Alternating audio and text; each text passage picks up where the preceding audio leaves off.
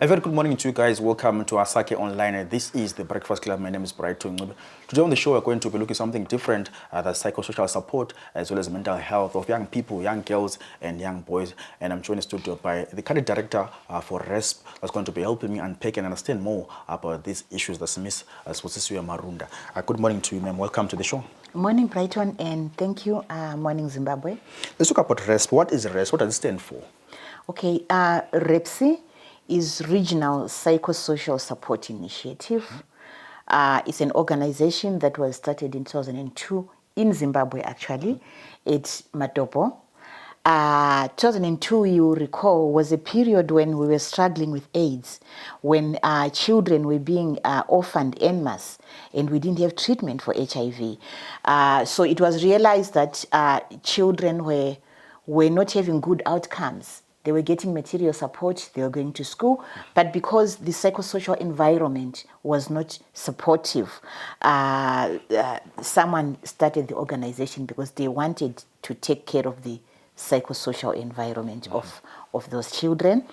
It has since grown. We now have a footprint in 13 Eastern and Southern African countries, and our headquarters, our regional headquarters, is in Johannesburg. But in Zimbabwe, we're a fully registered and compliant PVO, REPSSI Zimbabwe. Maybe let's focus more on that. How important, how big is the psychosocial support for young people, in particular young boys and young girls? Spoke about that to say the lack psychosocial support. How big and how important is that for young people to have that support? Okay, psychosocial support is a critical enabler for enhanced outcomes for any programming that you can think of. You can pay school fees for a child, put them in the classroom. But if the environment in the school and in the classroom is not supportive of their psychosocial well-being, they will not reach their full potential. For example, if there is violence in the classroom, if there is bullying in the school, you wonder what is happening with your learners. They will not reach their full potential, and then they will not grow up to be functional members of society who can contribute responsibly and meaningfully. So you can think about this in any setup. Think about HIV programming. If the mental health status of the person that you are giving ARVs to is not in a good space, they will come and collect ARVs and go home and not take the ARVs.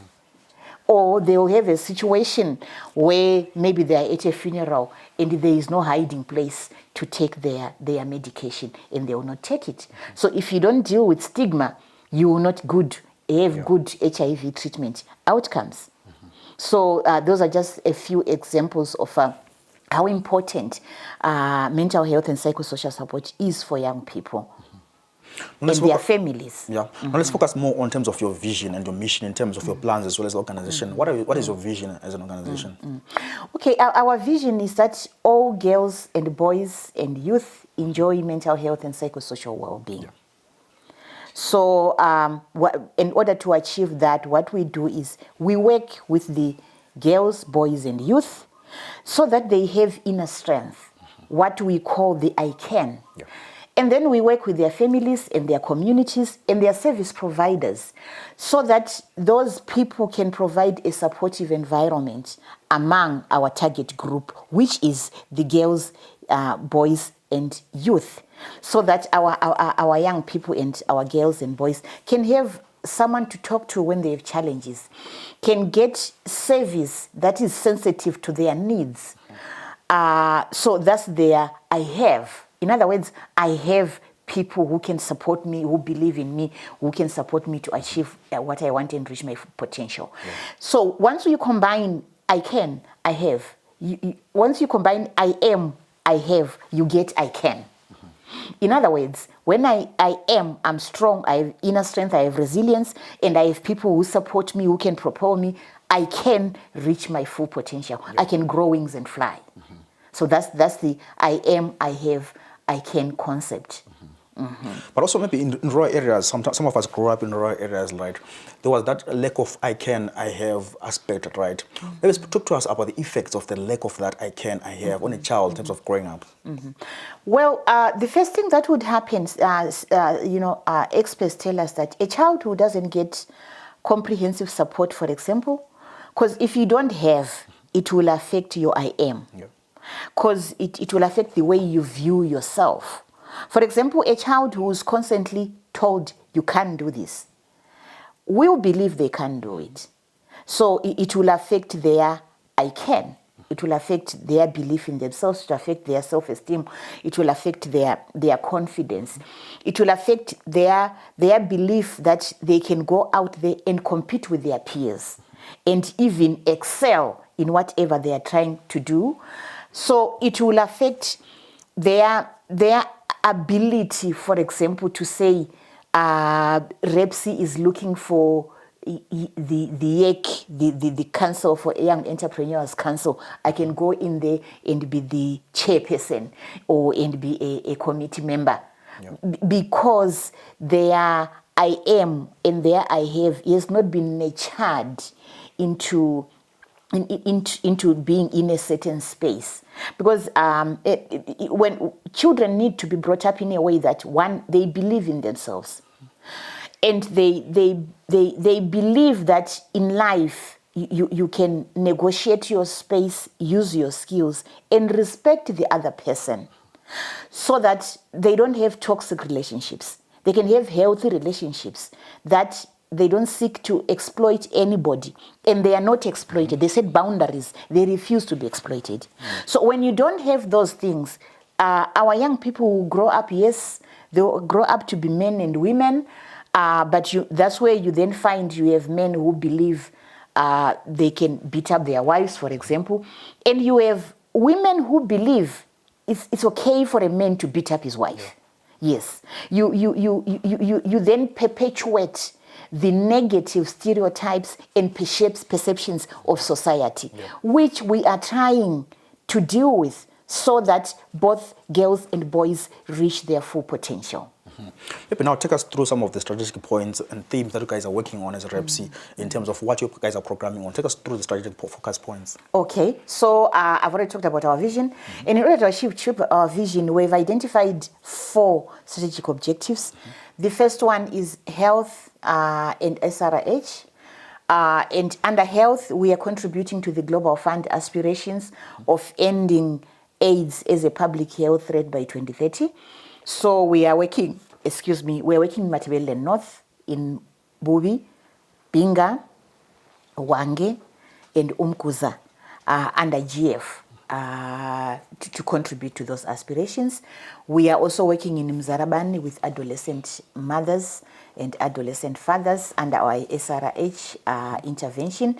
We support adolescent mothers to accept that adolescent pregnancy does not have to be the end of your career, does not have to define you.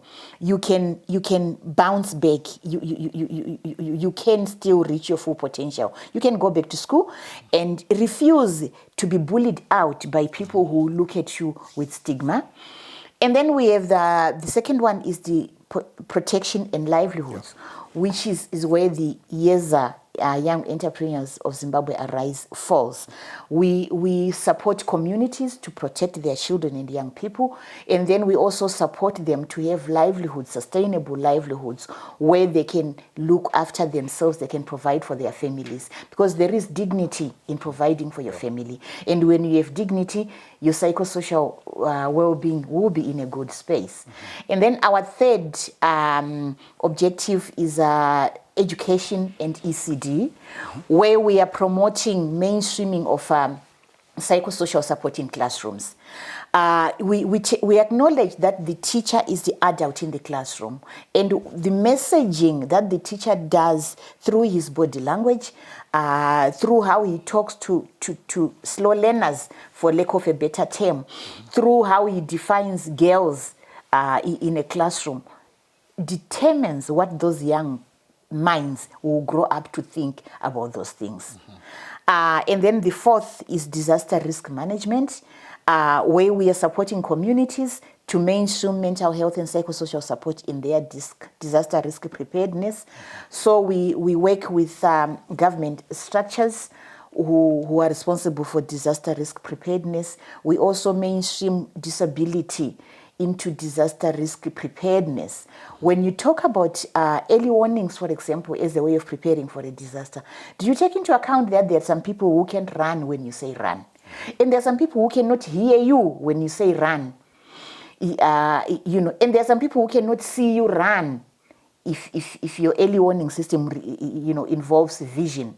So we support communities to take those into account. So those are our 4 objectives for 2020-2025. Right.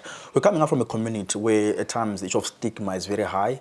People judge people. If I say I'm going through this, I judge you and so on. How big is and how important is for the community to be aware of psychosocial support and mental health issues? In fact, one of the challenges that impedes progress in mental health promotion and even in seeking help is what you have just said, Brighton. We believe as communities that if someone has a mental health challenge, then either they are just trying to get attention, or they've been bewitched. They must have done something that someone did this to them. So if you look at that approach, both approaches blame the person who has a mental health challenge. In other words, when we say you were bewitched, we are saying it's your problem, you need to take care of it. We shall not be involved, we shall not support you. If we say you are just seeking attention, in other words, we are saying get over it. We shall not be involved, we shall not support you. So basically, we tend to be afraid even to say I have a relative who has a mental health challenge because of those theories, because of that stigma. And yet, as REPSSI, what we are saying is the mind is as fragile as the body. If you make the mind carry more than what it can healthily carry, it will give in. It will collapse. There are 5 people in this room. We all have potential to be mental health patients if our mental health is not taken care of. And our mental health is taken care of by our determination as individuals to take care of our mental health, to set boundaries, to be able to say, I'm not going to do this. Today I'm not managing, so I will not show up because I need to recharge my batteries. And also by having people around us who acknowledge that they need to support us in protecting our mental health. I go back to I have. So if we're surrounded by people who keep pushing and making demands and not ask us to say, what do you want? What are you capable of? Are you managing? Do you need time out?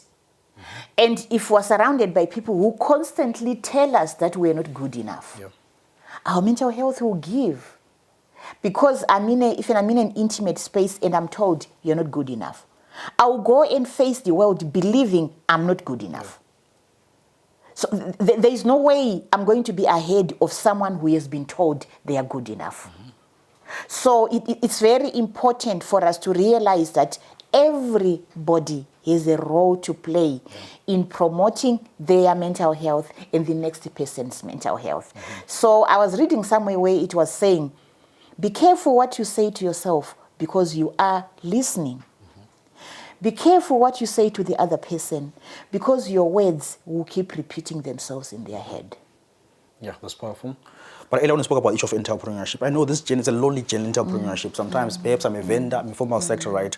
I can go through this journey alone without the circle that supports me. Is there a relationship between entrepreneurship and the importance of psychosocial support? Definitely, Brighton.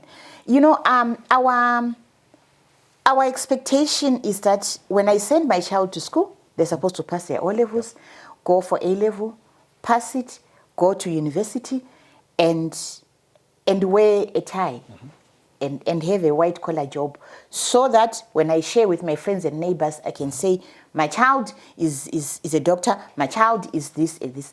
And then you say to me, I don't think maths is for me. I don't think history is for me. I think I can repair bicycles. We have already differed.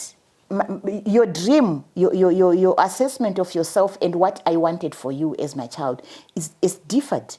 And chances are the danger we have there is that the parents, the community will not be supportive. They will say, I don't know, he spends the day working on these guitars. He spends the day, he's not doing anything. And yet you are doing that, something that you have a passion for, something that you are convinced in your heart that you can do.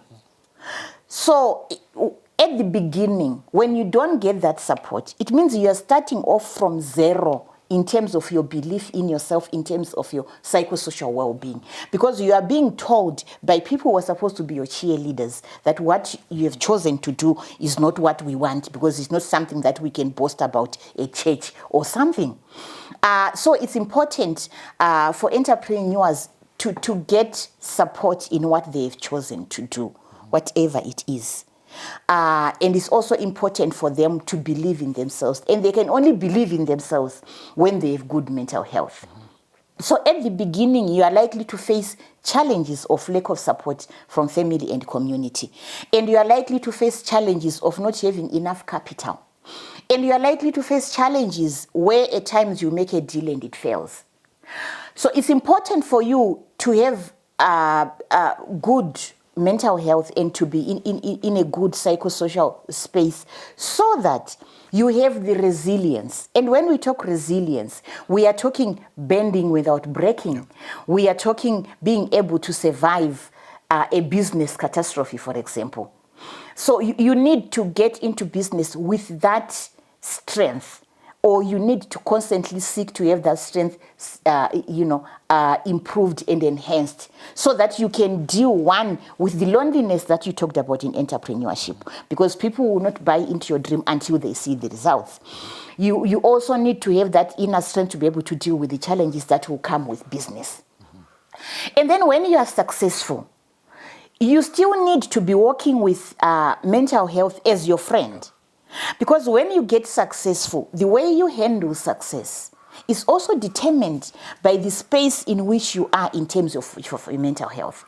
If you're someone who doesn't believe in himself, someone who needs to prove himself always, you find yourself using your success and your money to abuse others, to trample on others, and not to think you can help others who have not made it like you.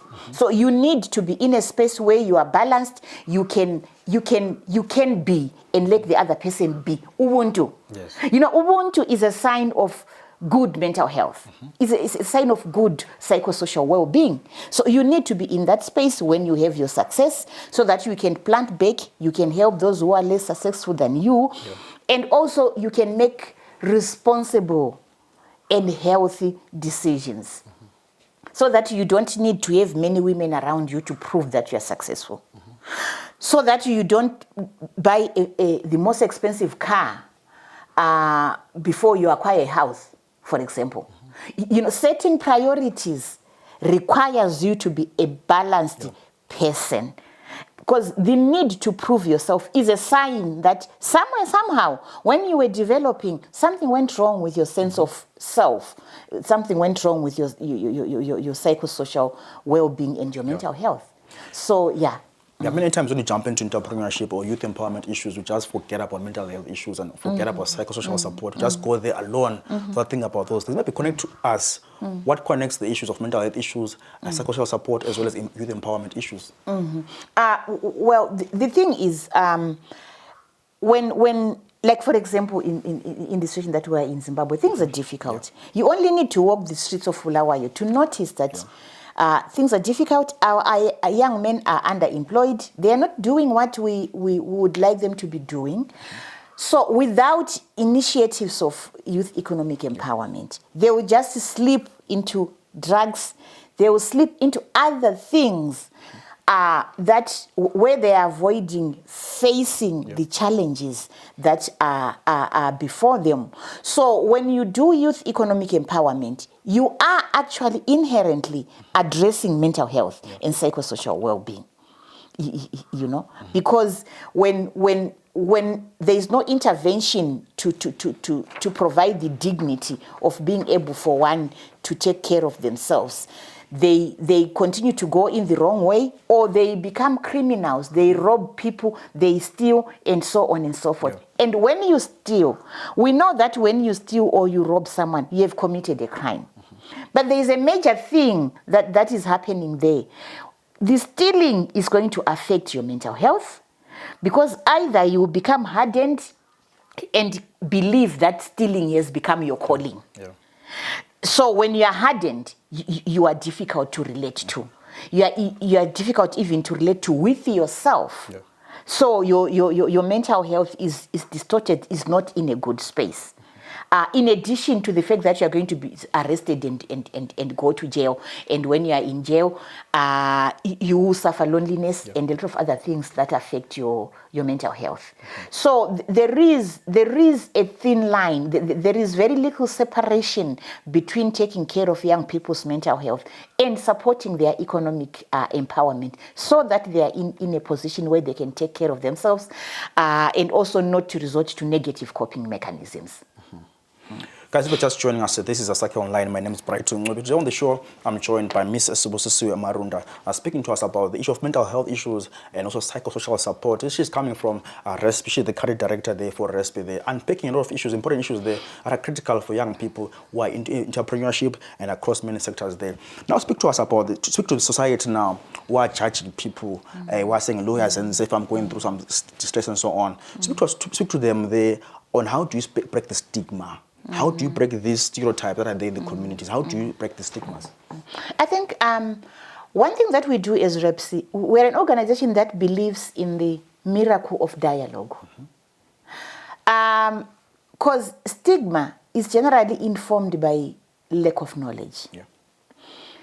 If we don't have dialogue about mental health in our communities, if we don't have dialogue about what we can contribute to supporting good mental health, we will remain with limited knowledge about mental health and psychosocial well-being.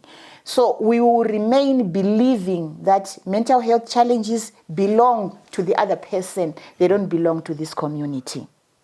So the first thing that we would urge our communities is to one, those who can read, to read about mental health, to talk about mental health, and that those who have information to give information about mental health, and also to make societies, communities realize that to some extent they have some power to promote good mental health within their members, particularly within their young people. And also to shun violence. I don't know whether, Brighton, you have noticed it. There is a lot of violence on children doing the rounds on social media. People are beating up children to death. People are beating up children, in a way that makes you wonder whether this person is really thinking properly. Yeah. And in the end, what we are doing is, besides destroying that child physically, we are destroying their mental health. We are destroying their trust. We are destroying their belief in the possibility that their community can protect them. So communities have a big role to play in supporting psychosocial well-being and mental health of their community members, of their children. Like I said, be careful what you say to the other person. If it can be kept without being saying, don't say it. Say it if only it's going to make someone feel better. Otherwise, not all thoughts have to be said if they can have negative impact. Yeah. And then, should we see signs that someone is struggling, support them to seek help. And if it's you yourself who is struggling, seek help. There is no shame in saying, I need someone to talk to. We have become a community that spreads negative news and don't help. So it's important to build around yourself your I haves. that you can go and talk to and know your story is safe, but know that you will get support. They will not make you feel that the fact that your husband is beating you up is your fault. I remember at some point I was doing an interview with a pastor here. I think I was doing 16 days of activism against gender-based violence. I said to him, suppose I'm a man, I'm getting beaten at home, right? I can go and tell the pastor, but how safe is the space there? Or I'm going to be preaching maybe message the following Sunday. How safe is our safe space in terms of mental health issues? Exactly. It's unfortunate. I don't know where this comes from. Generally, as human beings, we spread negative news more than we spread positive news. And not many of us have the capacity to sit and listen to a man telling you that my wife is beating you up. And know that this is not just something to oil conversation when I borrow money out there. This person is actually sharing a problem.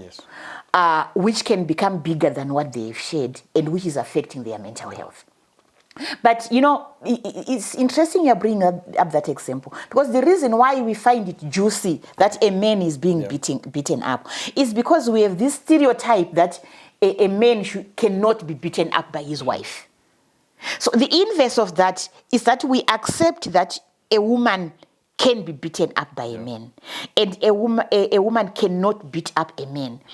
And the two are wrong. No one should be beating up another person. God gave us the ability to speak so that we can resolve our problems by talking. But because we have made violence part of our problem-solving process, we think women can be beaten up. And then when men get beaten up, instead of stopping it, we laugh about it, we talk about it, because it's an impossibility. It should not happen. It should always be the other way around. And yet it should not be happening. Maybe in closing off the show this morning, right, let's look at the long sustainability in terms of REPSSI in Zimbabwe. How do you plan to keep this sustainability in terms of mental health issues, psychosocial support on young people, in terms of entrepreneurship as well? Okay, what we are doing is, I'll start with entrepreneurship. In our entrepreneurship, we are doing a lot of skills transfer. So that should the initiative come to an end, because it will come to an end, our young people have skills. We try and access experts who have skills that we don't have as REPSSI. For example, we were working with this partner who was telling them on financial management, and some who were teaching them how to pitch, and so on and so forth. So we try and leave that skill. We might not have a lot of money to give them, but we leave them with skills that they can use to perfect whatever they are trying to do, and also to access money. Then in terms of mental health and psychosocial support, we get communities involved. So what we are trying to do is to change community perceptions, and also do skills transfer. We train nurses, for example, on how to interact better with their clients, whether they are mental health patients, or whether they are coming for SRH service, or whatever other services. And then we train young men in positive masculinity. We redefine what a man is. We try and promote transformative masculinity, so that a man does not feel, if I'm seen changing my baby's diapers, then my wife must have done something to me. Things like that. So we try and change perception and leave the new belief within the communities. And we always promote community dialogues, because the advantage of community dialogues is that there is cross-learning. You are learning from the community, you are identifying what is good, and also they are learning from you, and they are interrogating what is probably not so good in this current situation, and leaving it and absorbing what you are sharing with them. So that in the end, it's the communities who take charge of supporting their children to achieve their dreams. It's the communities who take charge of good mental health and psychosocial well-being within their community. And it's the individuals who are able to take charge of their own mental health and psychosocial well-being by setting boundaries, by having healthy relationships, and knowing I have, And I can. Maybe there's someone watching the show this morning and they are depressed, they're going through a lonely journey of entrepreneurship. What can you say to them as parting words to our viewers at home? There's the camera there, speak to them. They're going through a lonely journey, speak to them this morning. Okay, the first thing that I want to say is no abuse is your fault. Nobody deserves to be treated in a way that impedes their mental health and psychosocial support. So, know your worth. Protect your worth. It's not being friendly to set boundaries, so do set boundaries. And if someone does not promote your psychosocial well-being, they don't have to be in your life constantly. Because in the end, you are worth it. Thanks so much for joining us this morning. Guys, hope you guys follow REPSSI Zimbabwe. I just followed them here on Twitter. Just check them on Twitter. It's REPSSI Zimbabwe. And to follow them on Facebook as well, it's REPSSI Zimbabwe. And they're sharing insightful nuggets there in terms of their mental well-being as well as the issue of psychosocial support. Do go and follow them there on all platforms, on Twitter as well as Facebook. Hope you guys enjoy the show and learned a lot today around issues of mental health as well as psychosocial support. From myself, Brighton Ncube, it's been lovely hanging out with you this morning. It's bye for now. Thank you, Brighton. Take care of your mental health. Thank you.